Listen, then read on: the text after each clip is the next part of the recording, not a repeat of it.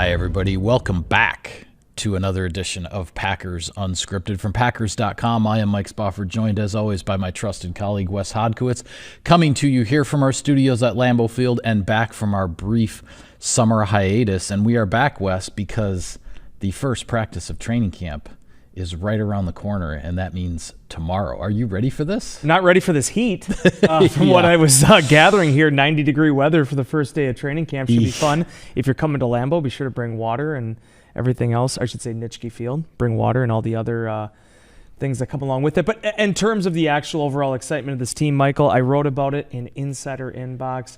All of the narratives, all the conversation, all the talk finally gives way to action. I'm excited to see the Packers back on the practice field. Yeah, this is where it all gets started, the build-up to the 2025 regular season, which will start in early September. There's a 53-man roster to select. There's a practice squad to choose as well after these several weeks of practices, joint practices, preseason games, and all that get taken care of. A lot of storylines heading into this training camp for the Packers. So I'm just going to throw this out as an open-ended question to you, and we can go back and forth with the storylines that are sort of top of mind for us individually as we get ready to cover this training camp for Packers.com. So what is the storyline for this training camp that is at the top of your list? I think for me, Mike, it's going to be watching the evolution of Jeff Hafley's defense in the second season. And there's no right or wrong answer to this. There's probably 8 different topics with the way this team is configured, the amount of players that are coming back, the amount of coaches that are coming back. There's a lot of expectation on this year's football team, but Jeff Hafley really in that defense arrived ahead of schedule last year. And when you think back to some of the things they had to do, whether it was injuries or just certain situations, the adaptation that was incorporated into that defense through the first half of the season and how they kind of built to a crescendo at the end of it, I think really spoke volumes about his scheme, its malleability, and then also the players' ability to adjust to that. Now, along with that, one thing I'm very excited to watch is just the overall versatility of that group. And I know the V word has become kind of almost a cliche in the National Football League. Everybody talks about versatility and multiplicity, but this defense has an opportunity here to do something I don't remember any Packers defense doing before, in that you have 2 top corners in Nate Hobbs and Keyshawn Nixon, who both can play inside and outside. You have Javon Bullard, second-round pick from last year, who can play the slot. Evan Williams was the PFWA all-rookie team member, and Xavier McKinney's the best safety in football right now. There are so many different things they can do with that secondary. You look at Edgerrin Cooper at the linebacker position. The defensive front loses TJ Slayton but returns everybody else. There's just a whale of potential there in addition to everything they already accomplished last season. Yeah, there are multiple storylines with regard to this defense. The first one being, as you started, Jeff Hafley's second season. This is where things get interesting in the NFL because anybody can come in as a coordinator, surprise people, make a splash, turn things around, right? What happens in the second season when all of your opponents have an entire season's worth of film to study of how you deployed your players and the different tricks and schemes and everything else that you came up with over the course of 2024? And Jeff Hafley had to come up with a lot because as Matt LaFleur has said many times, they thought they were going to go into 2024 with like, all right, rush 4, cover 7. Let's play this pretty much straight up and then throw some surprises in here and there. Well, the rush 4 part wasn't working the way they thought it would or the way they planned, and so it became this season of simulated pressures and sort of fake blitzes, and it was still a lot of rush 4, cover 7, but it wasn't always the same guys. Yeah. It wasn't necessarily straightforward. So now what do the Packers' opponents do to react to that when now all of that stuff is on film? That being said, you have a new defensive line coach in DeMarcus Covington. As you mentioned, everyone on the defensive line is back except for TJ Slayton. You added a couple of pass rushers in the draft in Barron Sorrell, Colin Oliver. We'll see what types of roles potentially develop for those guys. And to me, really the most intriguing thing is the back end and some of the guys that you mentioned, because when you have cornerbacks like Hobbs and Nixon who can both play outside and in the slot, you have a safety in Javon Bullard who can play the back end as well as the slot. What are the different packages whether it be the base, the nickel, the dime, a big nickel, a small nickel, whatever you want to call them. What are the different packages of defensive backs for certain situations that Hafley and company are going to come up with to put all of this talent in the best possible position to make an impact on the field? There are a lot of questions in that regard that we don't know the answers to, and we're just going to have to see it evolve throughout the course of the season. Yeah, and the other aspect of this too, and I made this comment throughout the offseason, I think with the way the NFL has gone with playing nickel packages almost as base packages now, and how much you're seeing a guy like Carrington Valentine, who on paper might not be a starter based on the base alignment, but probably will have a huge impact on this defense this season. You have to have a starting five. It's like an offensive line now. You have to be able to move guys around. You have to be able to weather injuries. Last year showed that with Jair Alexander, obviously, right? The Packers have to be able to have that type of, be able to make those type of adjustments. Credit to Hafley, he did that. Credit to, Derek Ansley and in that cornerback room, they adjusted. And now how do you build upon that in this upcoming season? I think that's going to be really intriguing to watch, and just seeing exactly who could be the next guy that jumps out and makes a huge impact right off the bat. But we did our position-by-position series, and we're working through that. Actually, it's ending today, the Countdown to Camp series. And as I was talking about the defensive backs, I led with the safety room and the fact that 1 year renovation that they did, it wasn't just spectacular, it was essential to what Green Bay did last season. Yeah. And seeing how Xavier McKinney and Williams, Bullard, Katana, Ladapo, Zane Anderson, seeing how that group now takes that step forward, I think we'll have a similar ramification on how this defense performs in 2025. Yeah, I think when we look at the defense, as far as position battles, so to speak, on that side of the ball, the only one that really jumps out at me, obviously some issues with depth as far as who's going to rotate in, where, and as I said before, what packages certain guys are going to be used in, that'll all get sorted out. But in terms of an actual position battle, maybe it's that number 3 linebacker that we'll be watching closely. It'll be interesting to see if Tyron Hopper, the second round player who was a third-round draft pick a year ago, if he can challenge Isaiah McDuffie for that number 3 linebacker spot. I think last year at this time, neither one of us necessarily thought Isaiah McDuffie would be back after the expiration of his rookie contract, but he is back. The Packers like what he brings, not only in Hafley's system, but also obviously on special teams. So that's an interesting position battle there. Although training camp is going to start with Quay Walker on the PUP list. He has an injury. He was also injured during the spring, wasn't participating in the OTAs and minicamp that we watched earlier. So in terms of who's going to be on the field early on in training camp, a bunch of guys are going to be getting those reps, and then we'll see when Walker comes back exactly where are things with that number 3 linebacker spot, because ideally Quay Walker and Edgerrin Cooper are the 1 and 1A at linebacker who are going to be on the field, I would imagine, about 95% of the time. Yeah, it's getting to that point now where Edgerrin Cooper, with all that potential and all that playmaking ability, there's still going to be some young guy mistakes, but you have to let him work through those things on the field. And certainly Quay Walker now has been the general of that defense for a couple of years now.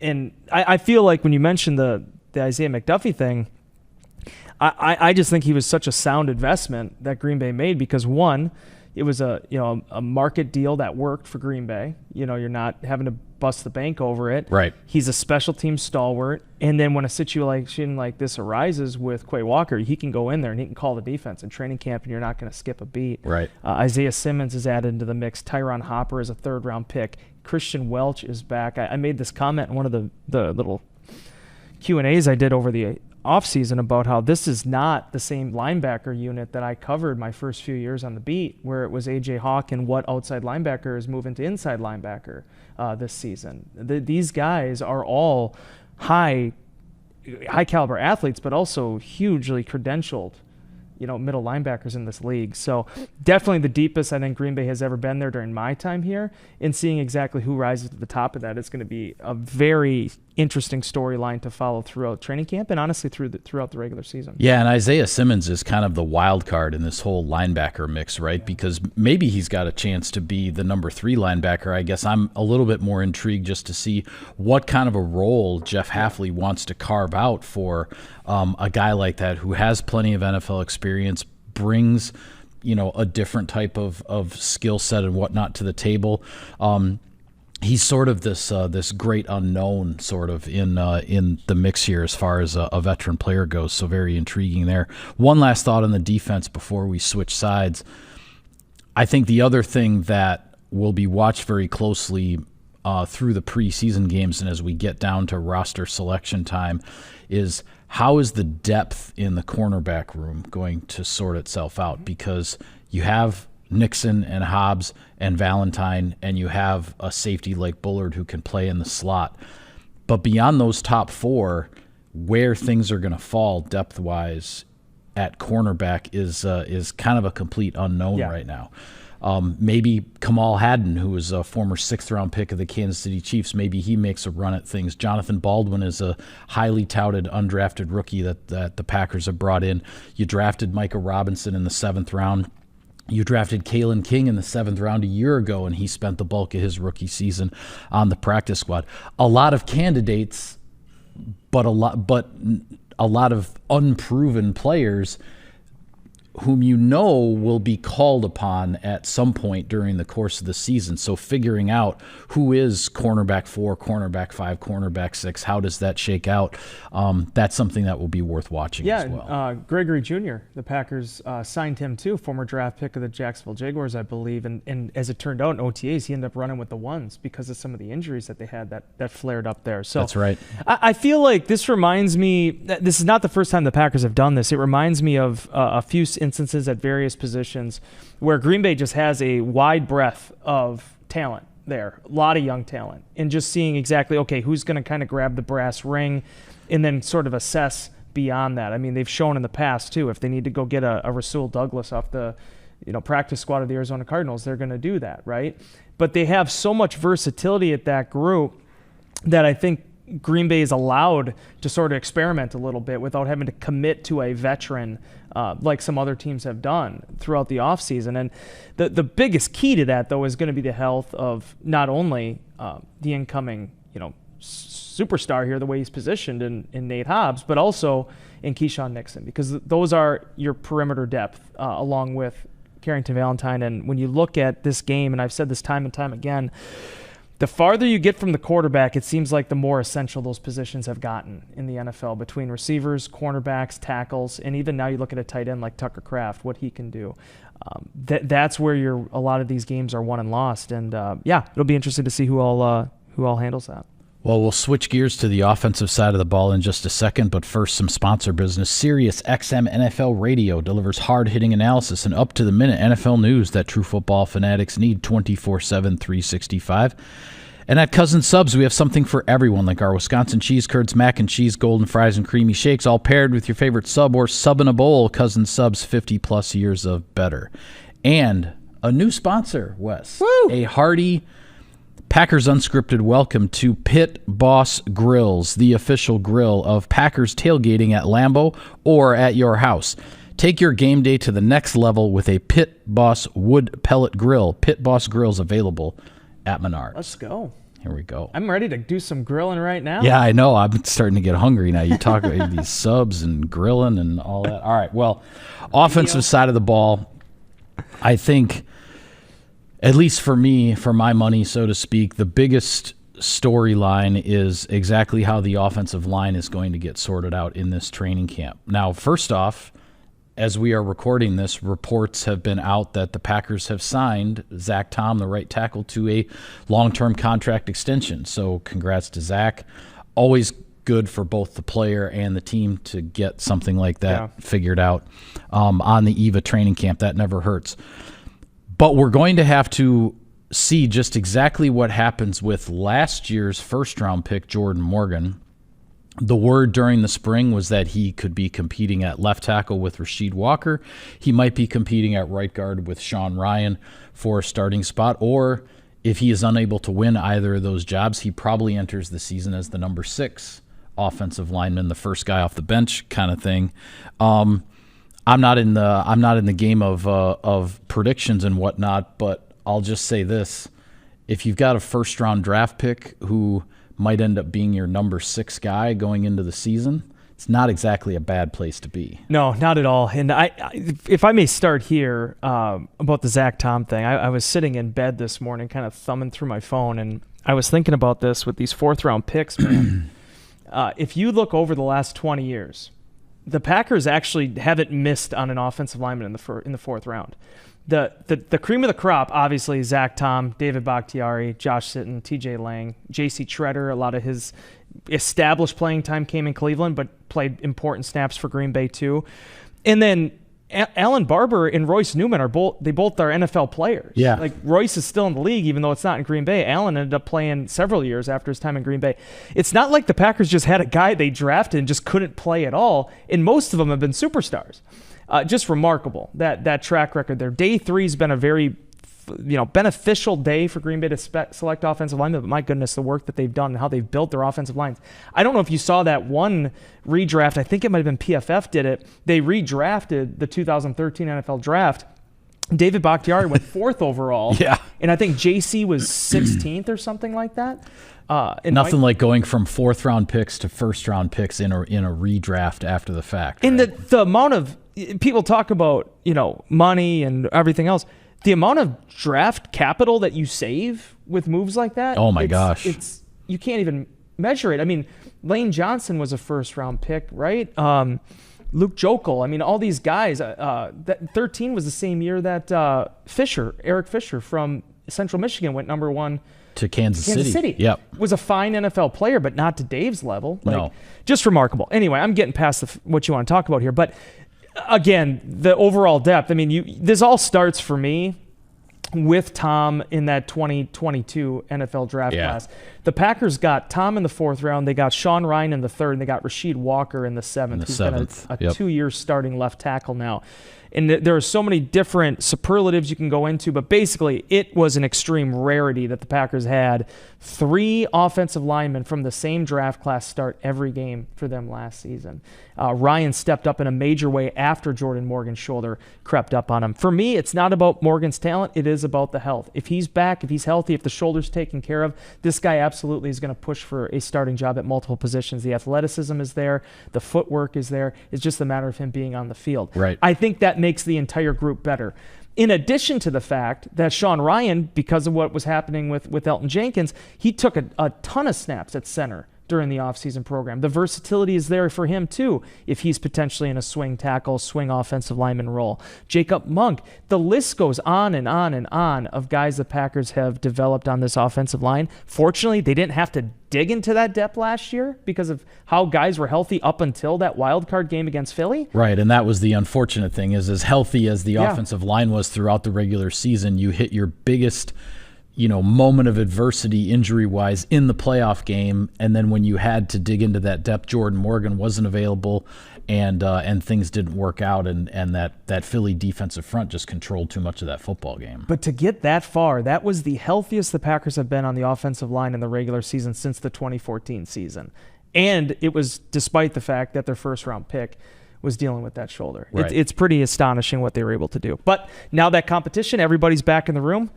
See who comes out and who prevails. Yeah, and that based on what happened in the playoff game last year, the Packers are really going to look to have not just that 6th guy, the first guy off the bench that maybe can jump in at tackle or at guard, whatever, but a 7th guy and an 8th guy, so that when you have 8 guys active on game day, on that game day 48, that if you need to dip into the 7th man or the 8th man, they're going to feel confident in it. And there are some good offensive linemen in this Packers position room right now who are not going to make this team because the competition is such. And quite frankly, I think we can say the same thing about what's going to transpire at wide receiver.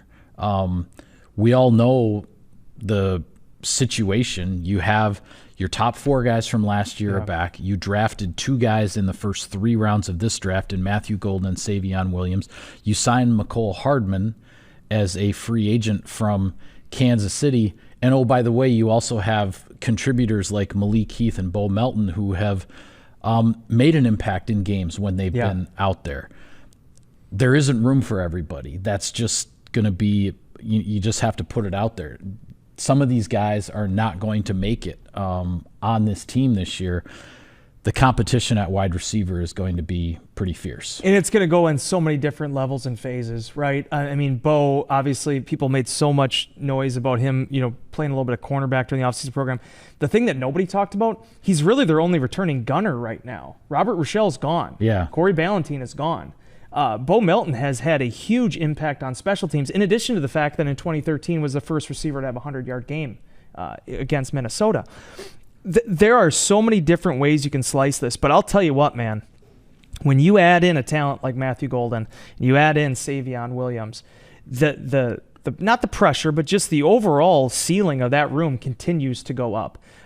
I made a comment in Insider Inbox. I mean, I don't know about you, but from just strictly an X's and O's perspective, watching Golden in OTAs and minicamp, I am absolutely just salivating at what this guy could do with this offense, because he's not just a straight line 4-2-9 receiver that's going to be on go balls and those type of things. They are going to use him in short area situations. There's going to be, he is quick. He gets in and out of his breaks very fast. He's already become a fun player to watch. It's incredibly fun to watch him. There's no doubt about it. And just the way he knifes through a zone defense and that, again, I'm not guaranteeing this kid's going to have 1,200 yards the first year, but when you talk about the first receiver that the Packers have picked in the first round in 22 years, 23 years, this is the type of athlete that you're looking for. Yeah. In addition to the fact that Savion Williams played 95 different positions at TCU. In addition to the fact that Christian Watson was doing sprints during these practices on the sideline.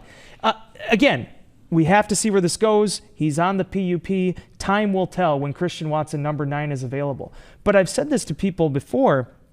If you're not at a good place in your rehab, the Packers will not allow you to be down in practice with a knee injury of that significance. You can't be out there. Yeah, they're not going to let you just stand on the sideline and watch and whatnot. I'm really interested to see exactly. Now, I'm still not expecting Christian Watson to take the field in training camp.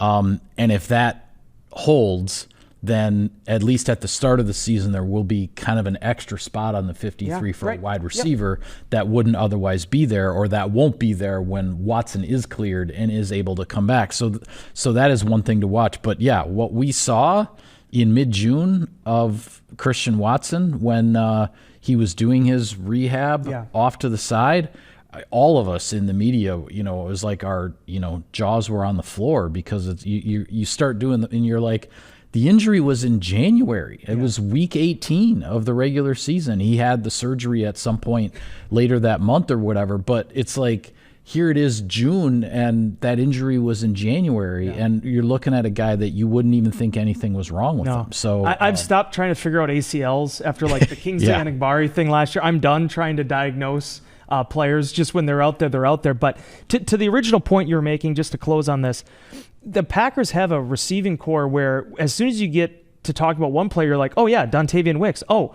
Jaden Reed's been the leading receiver the past 2 seasons.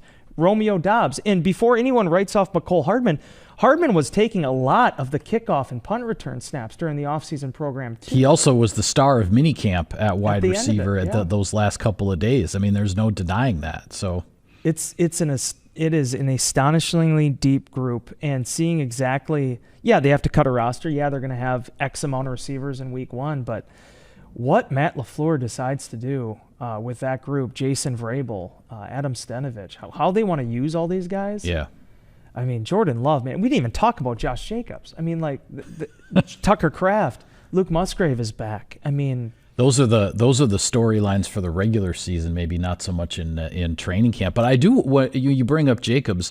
One last thing I do want to touch on with regard to the offense before we go is, how is the depth at that position going to sort itself out behind Jacobs? Because You have Marshawn Lloyd, third-round draft pick a year ago, ended up sort of, taking a quasi redshirt year because of the various injuries and whatnot that he dealt with. But you've got Lloyd, you've got Emmanuel Wilson, you've got Chris Brooks. Both Wilson and Brooks played a ton last year behind Jacobs and made significant contributions in their own right.